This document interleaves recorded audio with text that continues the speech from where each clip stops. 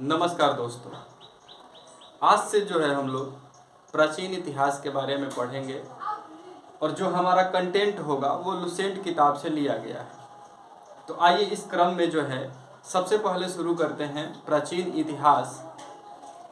और प्राचीन इतिहास जो है शुरू होता है वेदों से। तो वेद से संबंधित कितने वेद हैं, वेद से संबंधित क्या महत्वपूर्ण बिंदु हैं, इन सब के बारे में हम लोग जो है देखेंगे और पढ़ेंगे।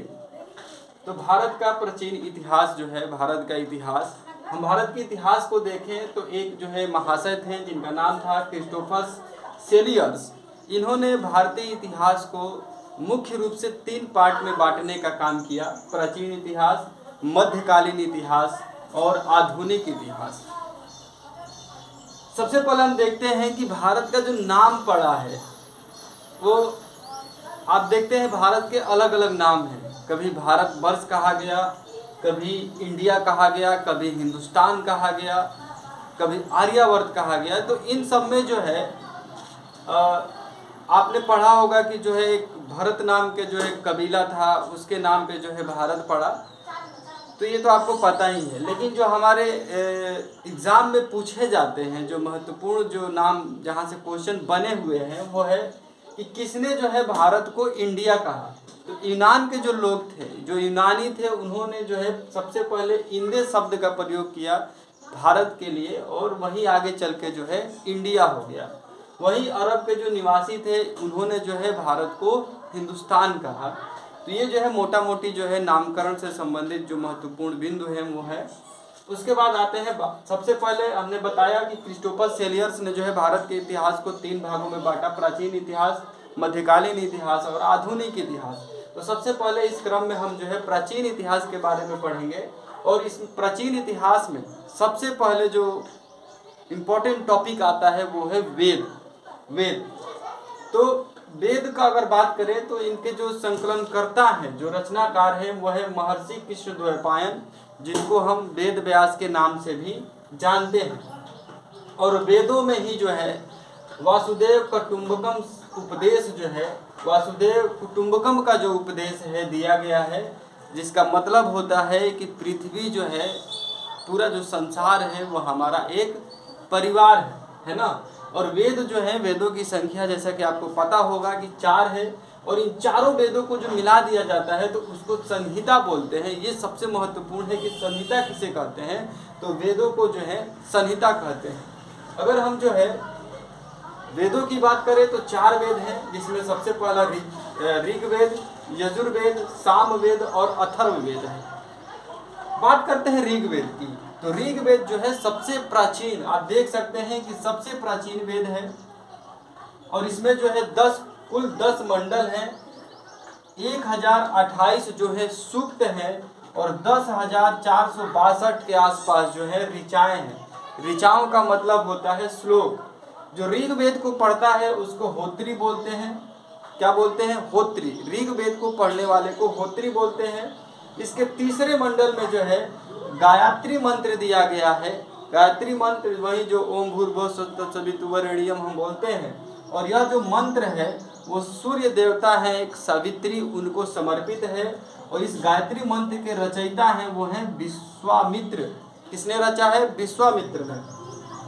8वां जो मंडल है ऋग्वेद का वो हस्तलिखित है, ऋचाएँ हैं, जिनको हम खील बोलते हैं। क्या बोलते हैं? खील।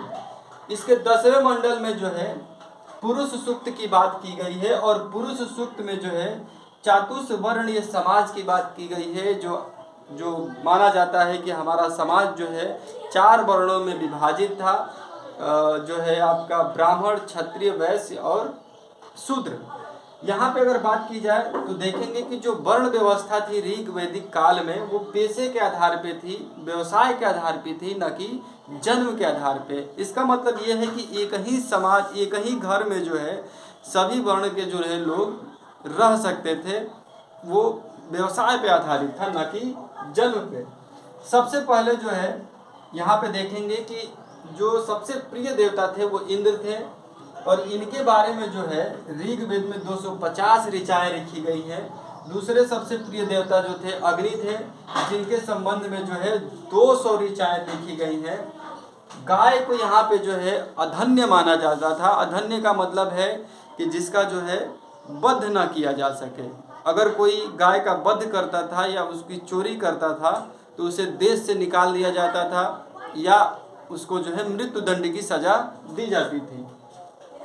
ऋग्वेद में ही जो है भगवान विष्णु का जो वामन अवतार है उसकी व्याख्या की गई है। वहाँ से जो है वामन अवतार का हमें जिक्र मिलता है, जिनके माता अदिति थी और पिता जो थे कश्यप थे। वामन जो भगवान वामन है, जो वामना अवतार है, उसको दक्षिण भारत में उनको जो है उपेंद्र के नाम से जाना जाता है। तो ये जो है मोटा मोटी ऋग्वेद के बारे में संबंधित जो महत्वपूर्ण बिंदु है उसके बारे में हमने देखा। फिर बात करते हैं यजुर्वेद की। यजुर्वेद की सबसे खास बात यह है कि ये गद्य और पद्य दोनों में ही लिखा गया है। कौन सा वेद गद्य और पद्य दोनों में लिखा गया है तो वह है यजुर्वेद। और यजुर्वेद को पढ़ने वाला जो होता है उसको अथर्वी कहा जाता है, अथर्वी, ठीक है।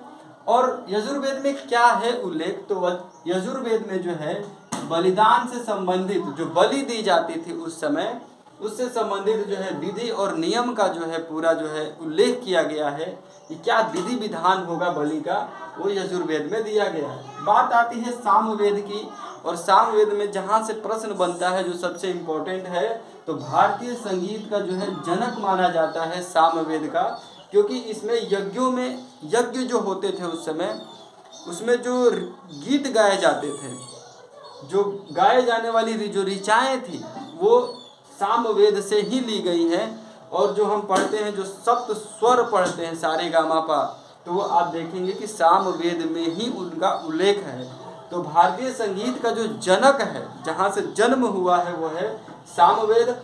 और ऋग्वेद से जो है सामवेद में लगभग 1810 जो है ऋचाएँ ऋग्वेद से ली गई हैं सामवेद में।